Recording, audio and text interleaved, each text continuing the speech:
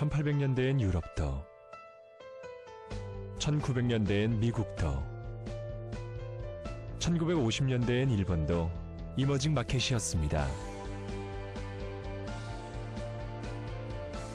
세상은 늘 변하기에 누군가는 변화의 흐름을 읽어야 합니다. 큰 흐름을 읽는 힘, 미래에셋.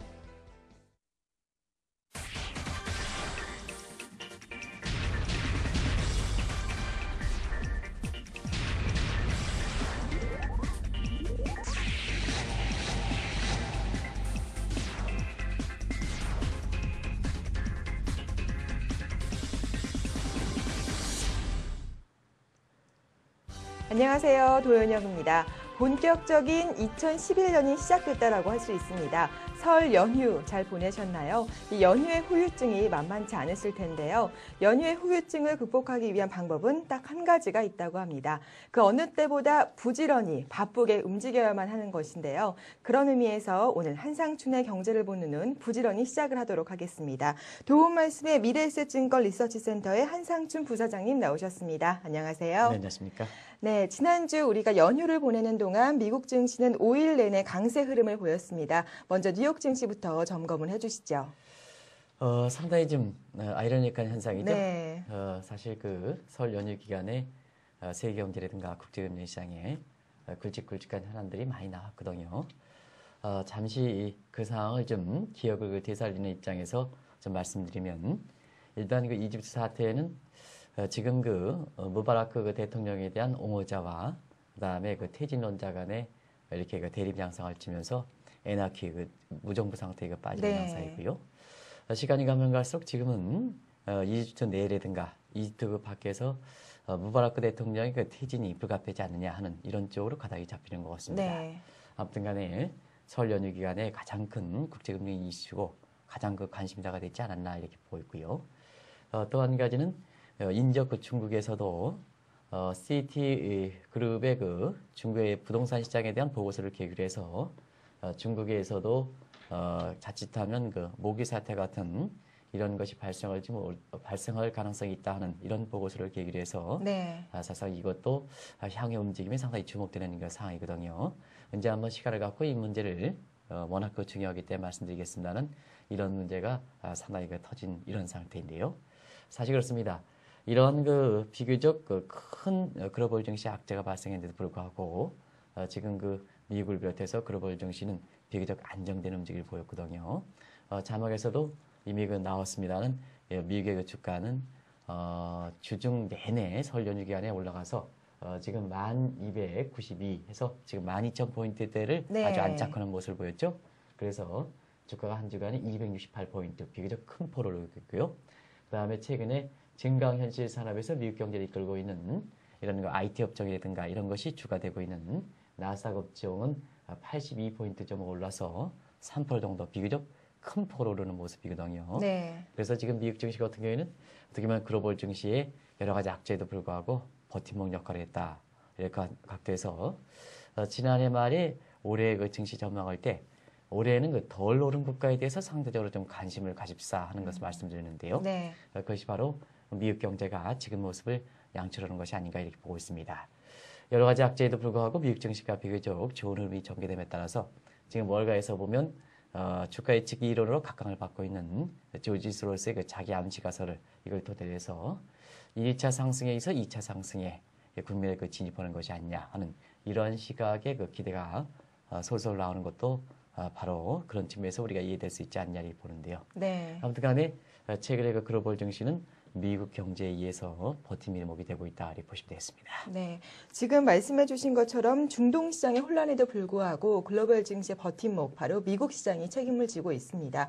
미국 경제의 실상에 대해서 조금 더 구체적으로 설명을 해 주시죠. 현재 그 미국 경제는 2009년 2분기를 저점으로 해서 지금 경기가 회복 국면에 놓이고 있습니다.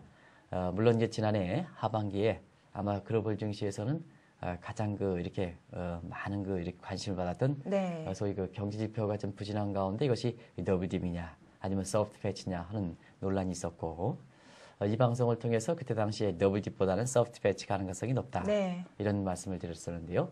결국 소프트 패치에 따라서 그 일시적인 그 경기 부진이 다시 회복기에 들어가다 보니까 지난해 그 12월 이후서부터 미국 증시가 한 해 그 상승폭의 절반 정도로 올라가서 세계 증시를 이끄는 이런 모습을 보이고 있지 않습니까? 네. 그런 각도에서 지금 미국 경제가 다시 강한 그 회복세를 보이고 있다고 보시면 되는데요.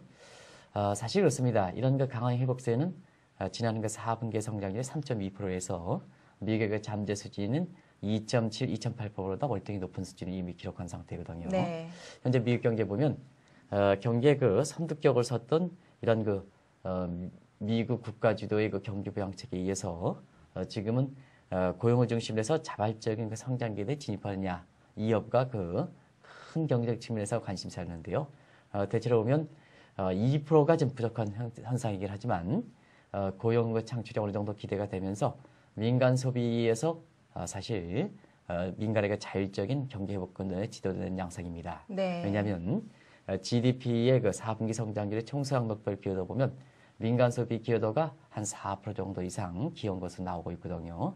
이것은 과거에 그 미국 경제가 민간 수준으로 굴러갈 때의 민간 소비의 기여도와 거의 맞먹는 수준입니다. 네. 그래서 지금 그런 미국 경제 스스로 경제가 이렇게 굴러갈 수 있는 이런 국면이 진입하다 보니까 정책적인 측면에서는 이제는 미국의 양적 완화 정책이 올해 6월 말까지 추진될 계획으로 있습니다는 사실 이것이 어느 정도 자율적인 성장 국면에 진입한 상황 이상 많은 부작용을 안고 있는 양적 완화 정책을 조기에 철회되지 않느냐 하는 이런 시각이 있습니다는 설 연휴 기간에 그 버냉키 의장이 지금 미국 경제는 여전히 불안한 상태이기 때문에 양적 완화 정책을 지속적으로 추진한다는 강한 의지를 내비치는 상황이고요. 네.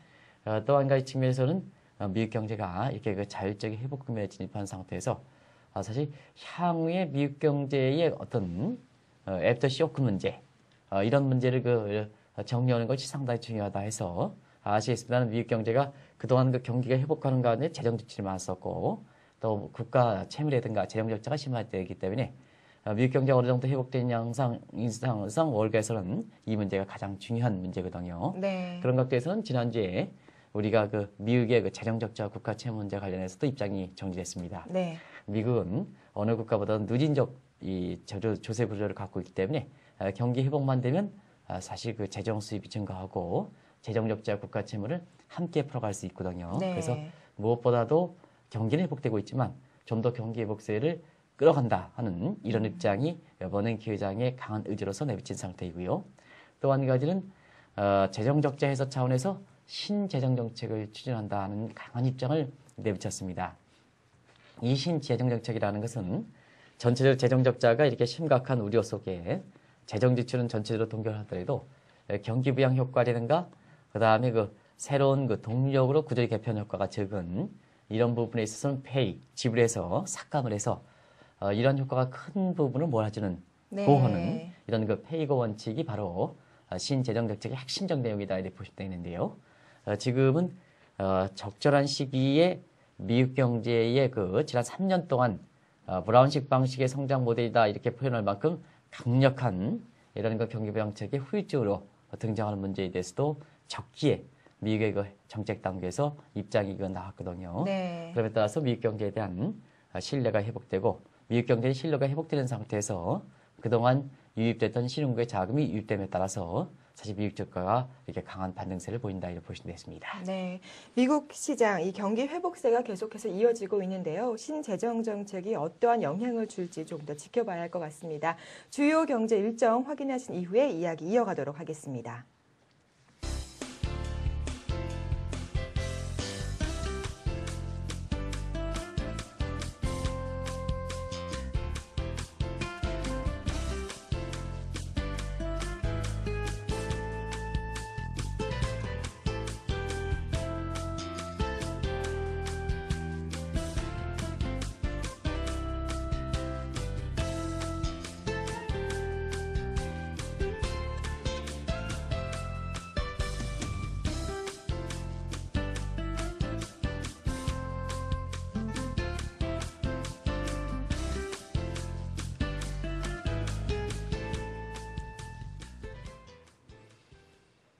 네, 금융위기 이후 이 신흥국으로 유입이 됐던 글로벌 자금이 최근에 이 변화가 감지되고 있다고 합니다. 바로 신흥국의 이탈 조짐인데요. 투자자 입장에서는 이 문제가 가장 중요한 이슈일 것으로 보입니다. 그래서 오늘 이 문제에 대해서 집중적으로 알아보는 시간 마련했습니다. 이 최근 들어서 글로벌 자금 흐름에 변화가 감지되고 있다고 합니다. 어떠한 변화인지부터 설명을 해주시죠. 글로벌 자금의 향방이 국내 증시 입장에서 중요하다는 것은 아마 시청자분한테 다 아실 거로 생각되는데요. 네. 지난해까지는 사실 그 한국 주가라든가 신흥국 주가를 끌어올린 가장 1등 공신이 아무래도 외국 자본의 유입이 아닌가 이렇게 그렇죠. 보고 있습니다. 예. 지난해 같은 경우에는 신흥국의 자금 유입이 한 841억 달러를 기록해서 결과적으로 보면 주가를 끌어올린 가장 배경이 됐었는데요. 반면에 선진국에서는 한 85억 달러가 자금이 이탈됐습니다. 그래서 지난 3년 동안 보면 중심권이 신흥국으로 이동되는 과정에서 글로벌 자금도 함께 이동됐다 이렇게 보시면 되겠는데요. 올해 들어서는 그러한 흐름이 좀 역전이 돼서 선진국으로 자금의 유입이 지금까지 한 300억 달러, 비교적 짧은 기간에 자금 유입 규모가 좀 커지고 있습니다. 네. 반면에 올해 들어서 신흥국에서는 오히려 자금 유입세에서 이탈세로 돌아서서 지금까지 33억 달러 정도가 순유출되고 있는데요. 특히 외국인의 그 매도세, 신흥국에서 자금 이탈세가 아주 두드러졌던 것이 지난달 20일 이후거든요. 그래서 네. 지난달 20일 이후에 지금까지 그 자금의 신흥국의 순유출 규모를 보면 한 100억 달러가 넘고 있습니다. 이름에 따라서 지난 3년 동안 신흥국의 자금 유입세가 올 들어서 나타난 현상을 본다면 이탈세로 이렇게 돌아서는 것이 아니냐. 네. 이탈세로 돌아선다면 신흥국의 주가는 어떻게 될 것이냐 하는 이런 측면에서 지금 아마 투자자 입장에서는 가장 관심이 되는 상황이 아닌가 이렇게 보고 있습니다. 네, 그렇죠. 이 신흥국에서의 자금 이탈이 빠르게 진행이 되고 있는데요. 신흥국에서 이 선진 시장으로 자금이 옮겨갈 가능성이 크다라는 보고서도 나오고 있습니다. 그 특별한 이유 뭐라고 보면 될까요? 아무래도 이제 자금의 이렇게 흐름이 변하는 데에는 유입됐던 국가에서는 자금을 밀어내는 이러한 요인도 있을 거고요. 네. 그다음에 사실 자금이 그동안 들어오지 않았던 국가들은 끌어들이는 이러한 양면성을 봐야 되는데요. 네. 일단은 올해 들어서 어느 정도 예상이 됐고 또 시청자분한테 지난해 말에 이 점을 상당히 강조해 드렸는데요. 우리가 이제 금리기 초반에는 대체로 효율성 때문에 대부분 다 이 불균형적으로 성장합니다. 그래서 세계 국가별로 보면 신흥국들이 강하게 회복됐지 않습니까? 네. 이런 과정에서 지난 3년 동안 글로벌 자금이 많이 유입됐다 이렇게 보시면 되는데요. 어느 정도 이제 세계 경제가 안정세를 찾으면 글로벌 사회에서는 국가별로 성장률이 이렇게 동조 현상을 보이거든요. 이게 균형 상태로 간다는 얘기입니다. 그러면 그동안 신흥국 중심에서 경기 회복세가 균형 상태로 간다면 올해 들어서는 자연스럽게 그동안 못 오른 국가들이 경기 회복세가 두드러진다. 이런 결론이 나오지 않습니까? 네. 그러면 만약에 도인행국가에서 글로벌 자금을 이렇게 주도하는 사람이다 하는 입장에서 보면 그동안 자금이 많이 들어왔던 신흥국들은 기대 수익률이 좀 떨어질 거 이렇게 보이고요. 그렇죠. 그다음에 덜 오른 국가들이 경기 회복이 어느 정도 가닥이 잡히면 상대적으로 보면 기대 수익률이 높아지겠죠. 네. 그런 과정에서 기대 수익률이 높아진 덜 오른 국가에 대한 어떤 자금이 유입되는 측면이 지금이 나타나는 현상이다 이렇게 보시면 되겠습니다. 네. 그 중에서도 특히 금융위기의 주범이었던 미국 경제가 강하게 회복세를 보임에 따라서 이러한 자금 흐름의 변화를 주도하고 있다 이렇게 보시면 되겠는데요. 특히 그렇습니다.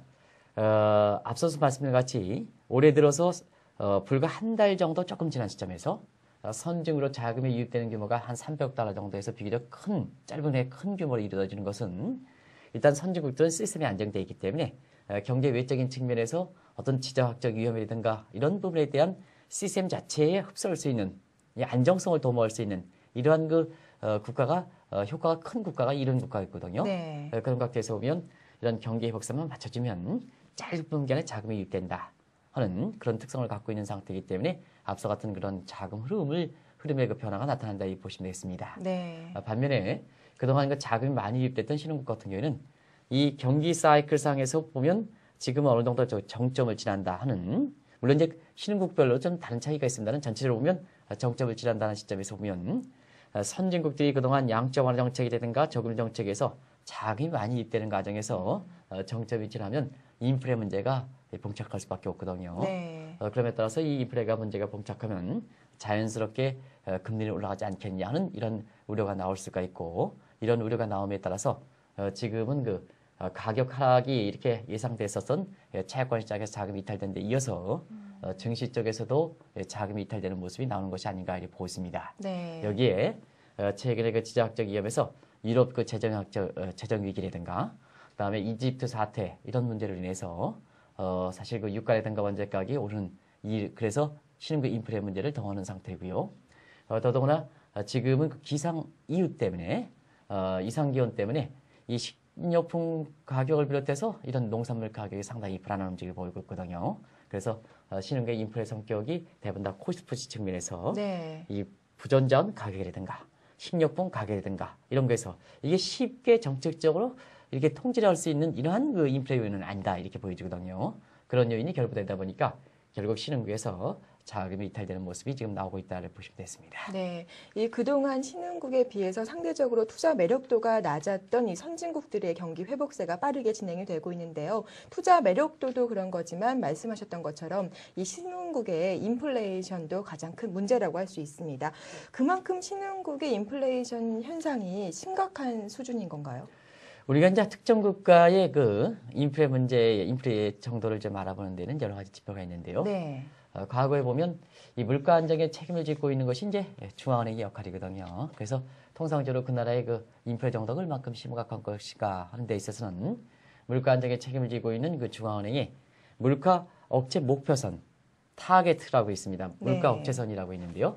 과거에는 특정 수치 가지고 이렇게 억제선을 삼았기 때문에 그 특정 수치에서 위로 가면 인플레 정도가 심하다. 밑으로 가면 인플레가 안정돼 있다. 이렇게 네. 보고 있습니다는 지금은 이렇게 글로벌 사회고 그렇다 보니까 이 중앙은행 입장에서 보면 특정 수치 가지고 물가 이렇게 억제선을 삼기에는 좀 상당히 좀 통제 범위가 너무 넓습니다. 네. 그래서 최근에 중앙은행 입장에서는 우리나라 같은 경우에는 3%에 플러스 마이너스 1% 이렇게 밴드폭을 설정하다 보니까 네. 한번 보세요.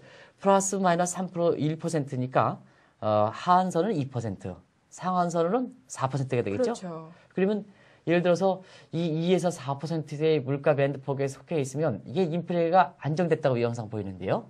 그러나 이 국민들이 느끼기에는 그런 부분이 사실 와닿지는 않거든요. 그럼요. 예. 그렇기 때문에 이러한 과거의 인플레 정도에 파악하는 이 중앙은행의 물가 억제선은 지금은 그 효용성이 떨어진다 이렇게 보시면 되겠는데요.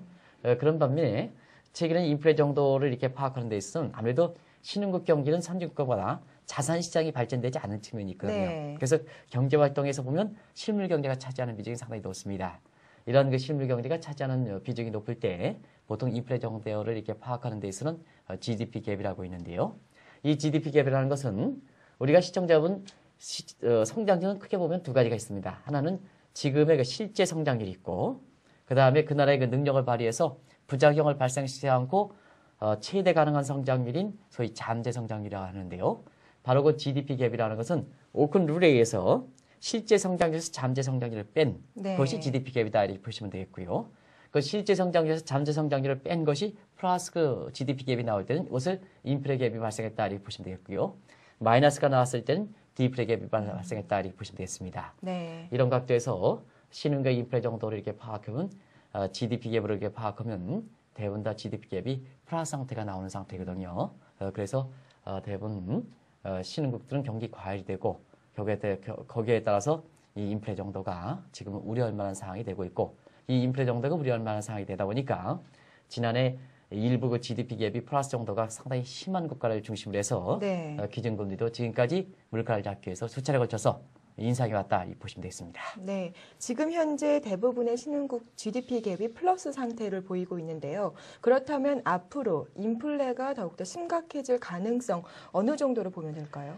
아무래도 이제 긴축 정책이 이렇게 추진함에 따라서 이 긴축 정책이 효과를 볼 것이냐 하는 이 측면이 우리가 잘 따져봐야 네. 되는데요. 우리가 이제 신흥국 같은 경우는 이 물가를 잡기 위해서 기준금리를 올렸습니다. 그러면 시청자 여러분 지금은 글로벌 사회입니다. 금리 차가 조금만 나면 그것이 속속 이렇게 감지가 되는 상황이기도 해요. 과거와 달리. 네. 그러면 신흥국도 금리가 올린다. 그 다음에 선진국들은 저금리와 양적 완화 정책을 준다 하면 신흥국은 물가를 잡기 위해서 금리를 올리지만 저금리라든가 양적 완화 정책에서 풀린 돈이 선진국 자금들이 다시 신흥국으로 들어오겠죠. 네. 그래서 국내 여신을 잡지 못하는 이런 악순환이 반복되는 과정에서 중국 같은 경우에는 오히려 부동산 가격이 거품이 발생되든가 이런 측면에 이렇게 부작용이 나는 이런 문제거든요. 그럼에 따라서 지금 긴축 정책이 이렇게 추진에도 불구하고 GDP 갭 상황에 나타나는 인플레 압력을 쉽게 잡지는 못하는 상황이다. 네. 이런 상황에서 지난해 그 4분기 이후서부터 부전장 가격이 많이 오르고 그다음에 이집트 사태로 인해서 최근에 코스트푸시 측면에서 가격이 많이 올라가다 보니까 지금 신흥국 인플레 정도는 사실 그 디맨드 풀 사이드 이 수요 견인 측면에서 경기 과열에 따른 인플레 요인과 네. 그다음에 비용적인 측면에서 원재 가격 상승이라든가 식료품 가격 상승에 따른 이러한 그 요인, 소위 그 코스트푸시이 겹치다 보니까 복잡한 양상을 띠고 있는 것이 신흥국 인플레 문제다 이렇게 보시면 됐습니다. 네. 앞으로 시간이 가면 갈수록 이 이집트 사태 같은 이런 문제가 과연 그 스웨즈운하의 폐쇄 여부로 갈 것인가, 그다음에 다른 아랍권의 그 확산 여부에 따라서 사실 코스트푸시 측면에서의 인플레는 더 이렇게 높아질 소지가 있기 때문에 아마 그런 우려가 가시기 전까지는 신흥국에서 자금의 이탈세 이런 모습이 지금 이렇게 나온다 이렇게 보시면 되겠습니다. 네, 앞으로 더 심각해질 가능성이 있다라고 볼 수 있을 텐데요. 그래서 그런지 일부에서는 제4차 오일 쇼크에 대한 우려가 나오고 있습니다. 네, 어떻게 봐야 될까요? 우리가 이제 4차 오일 쇼크는 국제유가가 얼마큼 올라가느냐 네. 이 문제가 사실 그 4차 오일 쇼크의 여부를 가름할 거로 이렇게 보이는데요. 사실은 그렇습니다. 이 4차 오일 쇼크의 국제유가의 상승 정도로 볼 때는 이렇게 정해진 룰이 없습니다. 그런 각도에서 우리가 투자 관점에서 보면 특정 유가가 150달러 가야 이것이 제4차 오일 쇼크다 이렇게 얘기하기는 어렵거든요. 네. 그런 각도에서는 앞으로 국제유가가 이렇게 급등할 소지, 세계 경제라든가 글로벌 증시라든가 국제금융시장에 부담이 될 정도로 이렇게 올라갈 소지가 있겠느냐 하는 각도에서 지금 그 4차 오일 쇼크 문제를 그런 쪽으로 해석하는 것이 투자자 입장에서는 바람직하지 않느냐 이렇게 보고 있는데요. 네. 우리가 이제 크게 보면 스웨즈운하의 그 폐쇄 가능성을 4차 오일 쇼크든가 2008년도에 유가 항목과 연관시키는 시각이 있습니다. 우리가 스웨즈운하의 그 폐쇄 가능성 문제는 지금 이집트 사태 관련해서 가장 중요할 거로 이렇게 보이는데요. 현재 보면 이집트에서 스웨즈운하가 차지하는 비중이 월등히 많거든요. 네. 예를 들어서 연간 운임 수익이 60억 달러가 넘는다든가 그 다음에 고용 창출이 2만 5천 명 정도 돼서 이집트에서는 경제에서 절대 비중을 차지하기 때문에 어떠한 이집트 사태가 이렇게 간다 하더라도 스웨즈운하가 폐쇄되는 것은 막는다. 그래서 지금은 중립적 자세를 지키고 있는 군인들이 철저하게 경계하는 네. 상태거든요. 그런 각도에서 보면 이집트의 그 사태로 인해서 스웨즈운하가 폐쇄가 돼서 소위 그 제4차 오일 쇼크가 발생하는 문제는 네. 지금 가능성이 적다 이렇게 판단하는 것이 국제상품시장의 일반적 시각이다 이렇게 보시면 되겠습니다. 네. 또 극단적으로 스웨즈운하가 폐쇄가 되더라도 과거 1956년 이렇게 폐쇄가 될 당시 것처럼 과연 그 세계 경제라든가 유럽 경제에 큰 충격이 주겠느냐 하는 각도에서 보면 1956년, 1957년 그때 폐쇄일 당시에는 이 스웨즈운하를 통해서 세계 원유 운반의 8%를 담당했습니다. 상당히 네. 많은 규모죠. 그래서 이때 당시에 스웨즈운하가 폐쇄됨에 따라서 유럽 경제가 직접적 타격이 있고 또 유럽처럼 그 시장 경제가 활성화되어 있는 따에서 오히려 그 유류 배급제를 실시하는 이 유류 배급제는 사회주의 국가에서 나올 수 있는 문제가 아니겠습니까? 그렇죠. 그럼에도 불구하고 배급제가 나타나는 것은 그만큼 스웨즈운하의 폐쇄에 따른 유럽 경제에 미치는 충격이 컸다는 것을 네. 단적으로 보여주는 정책적인 사례가 아닌가 이렇게 보고 있는데요. 지금은 그 스웨즈운하가 편에서 되더라도 스웨즈운하가 세계 원유 운반 수입의 약 1% 하루에 그 한 150만 배럴뿐이 안 차지하지 않고 네. 있습니다. 그래서 스웨즈운하가 최악의 상황 폐쇄가 된다 하더라도 제4차 오일 쇼크 발생할 수 있는 가능성은 낮다고 보는 것이 지금의 시각이다 이렇게 보시면 됐습니다. 네. 현 시점에서 더 중요한 것은 스웨즈운하보다는 다른 아랍권으로 확산되느냐, 아랍권의 그 장기 집권으로 확산되느냐, 이 여부는 시청자 여러분께서 앞으로 이거 이집트 사태 향방과 관련해서 예의주시해서 바라볼 대목이다 이렇게 보시면 되겠습니다. 네, 이 중동 사태가 어느 쪽으로 흘러갈지 조금 더 지켜봐야겠지만 그래도 지금 현재로서는 제4차 오일 쇼크에 대한 가능성은 적다고 볼 수 있겠습니다. 참 다행스러운 점이 아닐까 싶은데요. 또 한 가지 가능성에 대해서 여쭙겠습니다. 이 최근에 신흥국 자금 이탈이 서든 스톱으로 연결될 가능성에 대해서도 많은 분들이 궁금해하세요. 그 가능성 높다고 할 수 있을까요? 네, 서든 스탑은 상당히 중요한 문제입니다. 네. 잠시 그 서든 스탑에 대해서 이렇게 그 용어부터 그 정해드리면 과거에는 이제 실물 경제를 바탕으로 해서 자금이 들어오기 때문에 네. 이 자금이 들어오는 것이 중단되더라도 서서히 중단됐고 그렇죠. 나가더라도 서서히 나갔거든요. 그러나 최근에 그 자금 같은 경우에는 대부분 다 금리차라든가 환차익 어떤 이런 캐리 자금의 성격을 갖고 있기 때문에 자금이 어제까지 잘 들어다가 갑작스레 중단되고 네. 중단돼서 대처하기가 좀 어려운 게 바로 이탈된다는 얘기거든요. 그래서 급작스럽게 자금이 이탈된과 함께 곧바로 자금이 나가는 것을 보통 서든 스탑이다 이렇게 네. 보시면 되겠는데요. 지금 상태에서 만약에 신흥계에 유입되는 그 자금이 서든 스탑으로 된다면 투자자들이 대처하지 못하는 상태에서 갑작스럽게 자금이까지 그렇죠. 나가니까 사실 개인의 그 재테크 차원이라든가 주식 투자 전략 차원에서 보면 굉장히 어려운 문제가 될 네. 거라고 봅니다. 이런 각도에서 지금의 올 들어서 나타나는 신흥계 자금의 이탈세는 서든 스탑의 성격은 아직까지 적다 이렇게 보시면 되겠고요. 네. 앞으로 자금 향방이 어떻게 될 것이냐 하는 측면에서 보면 일단은 올해 최소한 상반기까지는 그동안 덜 오른 국가에 대한 상대적 기대 승인이 높기 때문에 그동안 많이 자금이 유입됐던 국가에서 자금이 빠져나와서 이들 국가로 자금이 평평하게 하는 자금, 평평하게 하는 이런 상태는 올해 상반기에는 불가피하지 않겠냐 이렇게 보고 있습니다. 이런 각도에서 그 정도가 과연 미국 경제가 얼만큼 경기가 회복되느냐 하는 그 경기 회복 정도에 따라서 좌우되는 문제지 않느냐 이렇게 보고 있고요. 또 한 가지는 지금 남아있는 게 일본이라든가 유럽 경기도 상당히 안 좋은 상태거든요. 네. 그래서 미국 경기 회복세를 바탕으로 해서 유럽 경제가 9년 만에 신용동결이 강된 것을 어려운 걸 극복하고 경기가 회복될 것인지 그다음에 유럽도 그 재정위기와 관련해서 사실 지금의 근본적 문제를 해결하고 지정학적 위험이 해소될 것인지 네. 이 여부에 따라서 덜 오른 국가에 대한 신흥국에 이탈된 자금이 들어가는 것이 기간이 길어질 수가 있는데요. 사실 이 문제는 좀 비교적 가능성이 적다고 이렇게 보시면 되겠습니다. 네. 왜냐하면 일본이 지금 5대 함정에 빠져 있는 상태고 또 유럽의 재정 위기가 근본적 문제를 해결하기는 상당히 좀 어려운 점이 있기 때문에 사실 올해 상반기 정도는 상반기 정도에 걸쳐서는 그런 흐름이 나타나더라도 일본과 유럽이 추가적으로 모든 문제를 극복하고 세계 자금을 유입세를 계속해서 이끌 만큼 경기 회복세는 올해 예상되지 않기 때문에 네.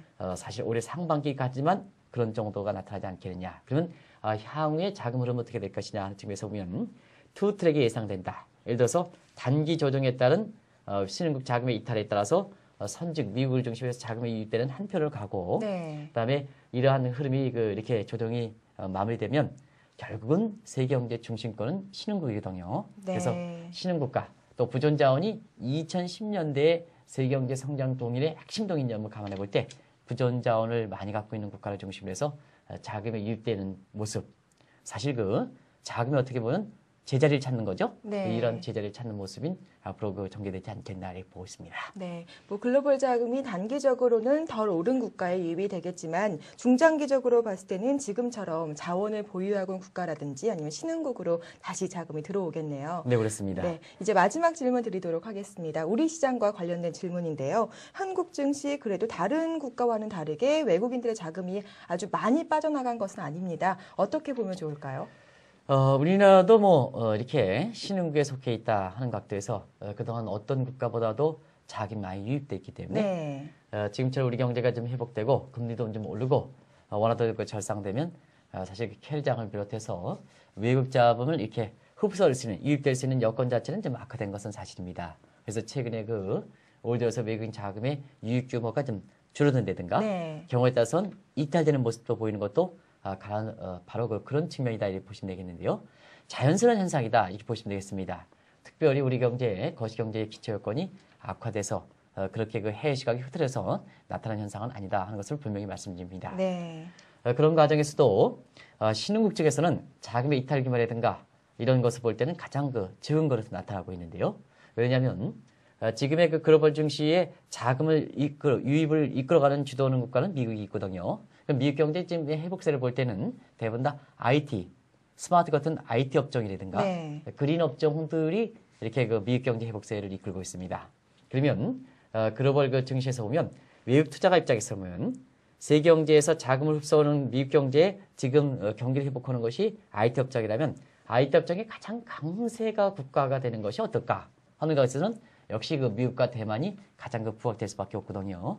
이런 측면에서 보면 IT 강국인 한국에 대한 외국 자본 유입이 줄어든다 하더라도 이탈되는 규모가 상대적으로 적다 하는 것은 바로 그런 측면에서 이해될 수 있다 이렇게 보시면 네. 되겠고요. 또 한 가지는 지금의 그 신흥국에서 자금의 이탈하는 가장 주범이 바로 그 인플레 문제인데요.